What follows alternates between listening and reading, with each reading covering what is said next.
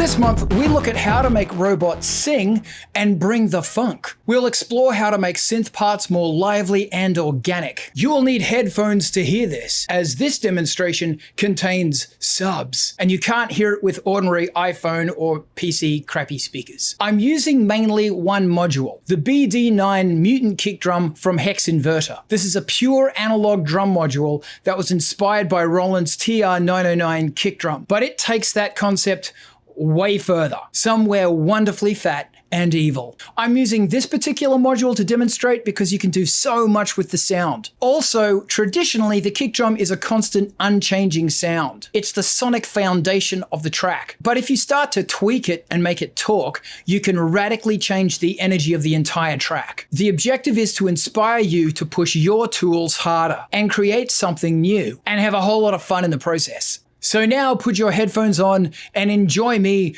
in the delicious, luscious land of subs. Okay, so here's a really basic kick drum pattern that I came up with. I've also got the Mutant clap playing a 2/4 clap, so you get a feeling of what's going on.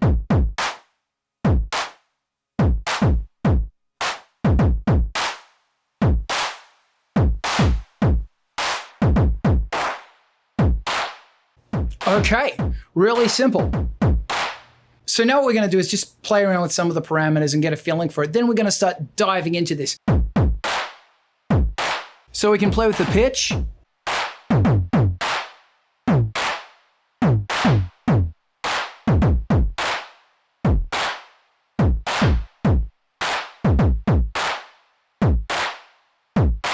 We can also play with the decay of the amp.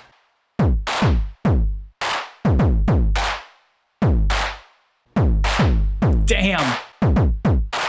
Also, it's got a sub built into it. It's got 1 octave sub and 2 octave sub. So this is 1 octave. Damn. And this is 2 octaves. That is seriously down there. The other really cool thing is that I can switch between a regular sine wave and a square wave.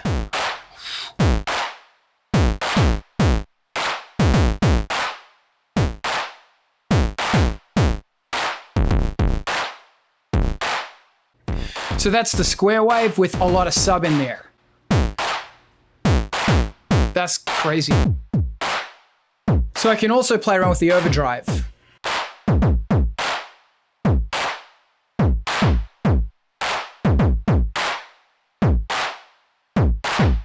So that overdrive is actually built into the circuit itself.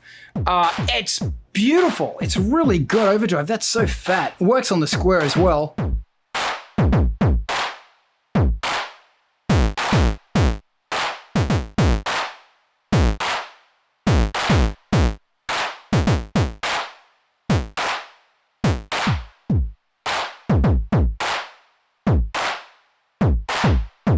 That has got a hell of a thump to it. There's a lot of subs in there. This is a lot of fun. So now let's make it start talking a bit more. So the next thing I've got happening, I don't know if you can see it in the shot, but I've got a beat step. And what's happening is I'm sending a click out on the beat step, a trigger on each beat, 1, 2, 3, 4. This is a 2-bar cycle. What I'm going to do is I'm going to take that trigger input and I'm going to plug it into the accent input of the DB9.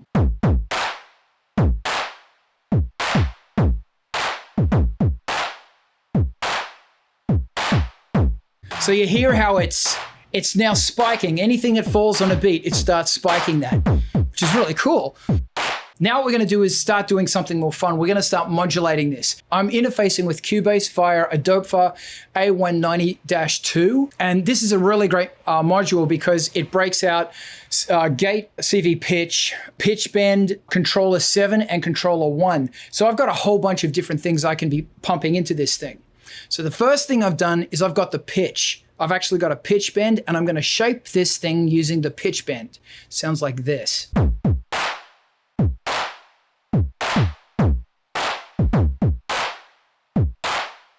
Now you can't hear that too much, but there it is. This thing's got an attenuator on it. So what I can do is turn up full control. I don't know if this is volt per octave, I'm not sure, but you could probably knock out some kind of bass line on that. So I'm going to set it there just so it's not a constant note, just so it's funking around a little bit. Okay, next thing I'm going to do is I'm taking another controller. This time it's controller 7. And I'm going to assign this to the amplitude decay. This is controlling the amount of decay on the VCA. Oh yeah.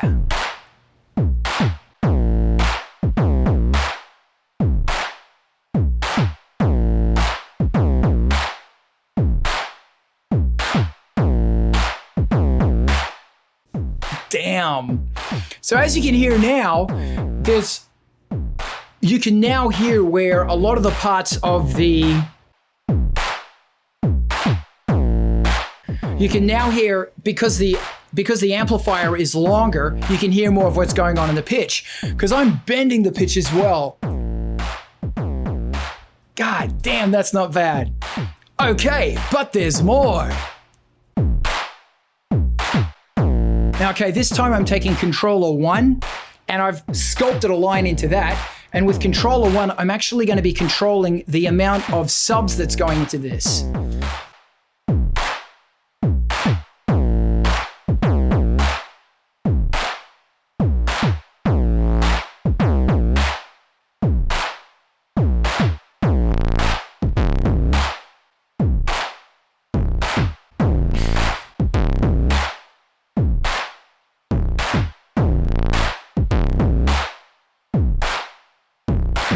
Now also on that sub input, I've also got an attenuator so I can turn up and down the amount of subs that are there. Oh. So on 2 octaves, it sounds like this. It's basically just farting.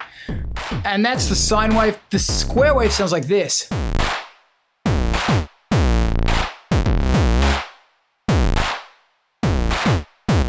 It kind of disappears into a black hole. Far out. I'm going to stay with that one. And I'm going to give it a bit more distortion. Wow. Okay, that's a lot of fun. So from this, what you can do is you can be getting a module or a VST plugin or whatever and start playing around with it, seeing how you can alter it as it goes. It doesn't always have to be a static sound. You can breathe a lot of life into it and make some real cool stuff happen in your track. So next, let's take this a step further. What I'm going to do now is, because there are so many subs going on in this, and there are a lot of subs going on in this, what I'm going to do now is I'm going to bring a really simple synth bass in there. And the synth bass has got basically, it's a sub with a couple of octaves on it. And if you're interested, I'm using a live wire audio frequency generator. Love that oscillator. And 2 Dopefer A110s, which are one of my favorite oscillators. They're awesome. I'm mixing all that stuff together and then I'm bussing that through my favorite filter on earth, which is the Dopefer A102 diode filter. It's the best. Then what I'm doing is I'm running all of that through the A106-6 and I'm putting that through a high pass, a 3-pole high pass filter. The reason for that's coming really shortly. So this bass line, it's really simple. It just sounds like this. There we go. Really, really simple.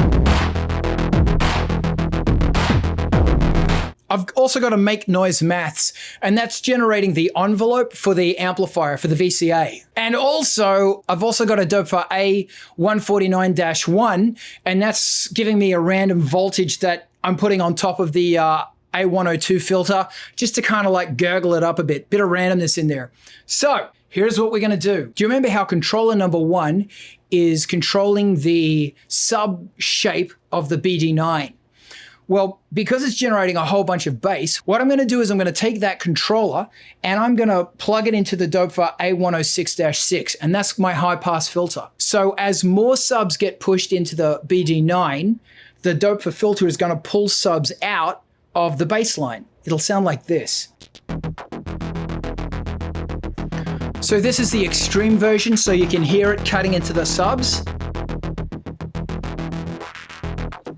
That's great fun.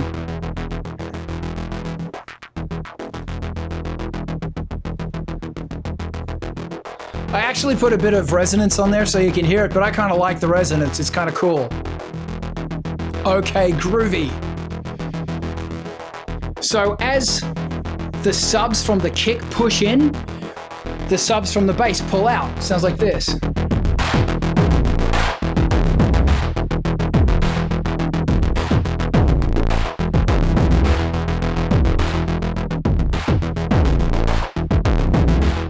Fun. Okay. So the next thing I'm going to do is, so do you remember how we had controller 7 controlling the length of the decay on the amp of the BG9? So high controller 7 meant a slower decay. To refresh your memory, so controller 7 is dragging out the decay on the VC area of the drum. Hear how the kick's dragging out in there? Good fun. So what I'm going to do now is I'm going to make a copy of controller 7, whatever the hell that is, and I'm going to invert it, and then I'm going to stick it into the maths so that the longer that decay is, the shorter the time on the bass line's decay is going to be. So the bass is going to get shorter.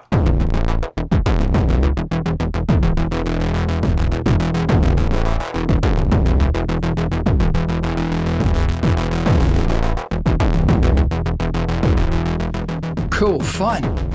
And that's how we can pump some life into a kick drum and make it funk, and then use all of that controller information to shape the bass so it can sit in around the kick drum and they can both give each other room to breathe.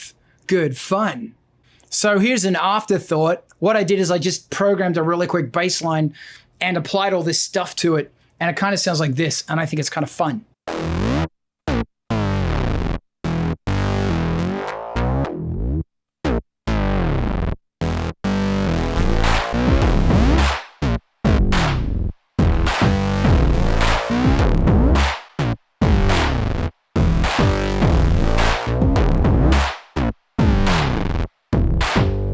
So that was fun. I hope this inspires you to go and make something awesome. Go play.